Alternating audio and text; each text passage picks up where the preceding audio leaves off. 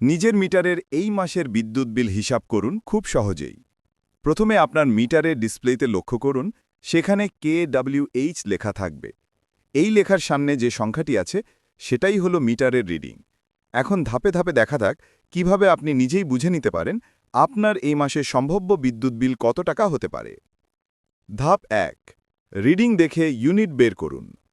ধরুন আপনার মিটারের ডিসপ্লেতে বর্তমান রিডিং দেখাচ্ছে ১৭৭২, আর গত মাসের বিদ্যুৎ বিলের কাগজে রিডিং ছিল ১৬৬০ পর্যন্ত।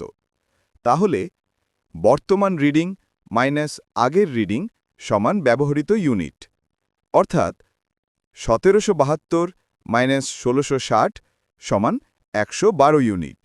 তার মানে এই মাসে আপনি ১১২ ইউনিট বিদ্যুৎ ব্যবহার করেছেন।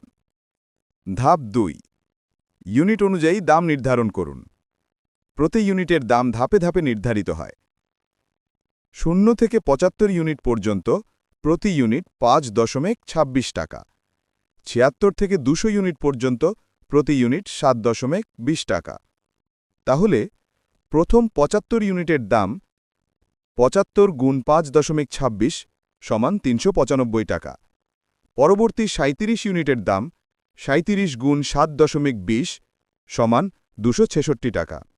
মোট ইউনিটের দাম ৩৯৫ যোগ ২৬৬ সমান ৬৬১ টাকা। ধাপ ৩, অতিরিক্ত চার্জ যোগ করুন। ডিমান্ড চার্জ ৪২ টাকা, মিটার ভাড়া ১০ টাকা, মোট ৬৬১ যোগ ৪২ যোগ ১০ সমান ৭১৩ টাকা। ধাপ ৪, ভ্যাট যোগ করুন। মোট টাকার উপর ৫% ভ্যাট ধরা হবে। ৭১৩ গুণ ৫% সমান ৩৬ টাকা।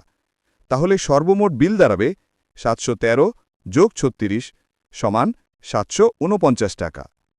এভাবে আপনি সহজেই নিজে নিজে হিসাব করে জানতে পারবেন এই মাসে আপনার মিটারের বিল আনুমানিক কত টাকা আসতে পারে। এতে করে প্রতি মাসে আপনি আগেভাগেই ধারণা নিতে পারবেন কোথায় বেশি ব্যবহার হচ্ছে আর কিভাবে বিদ্যুৎ সাশ্রয় করা যায়। ভিডিওটি ভালো লাগলে শেয়ার করুন। আসুন আমরা সবাই বিদ্যুৎ ব্যবহারে সাশ্রয়ী হই আর উন্নত বাংলাদেশ গড়ার পথে একসাথে এগিয়ে যাই। ধন্যবাদ সবাইকে।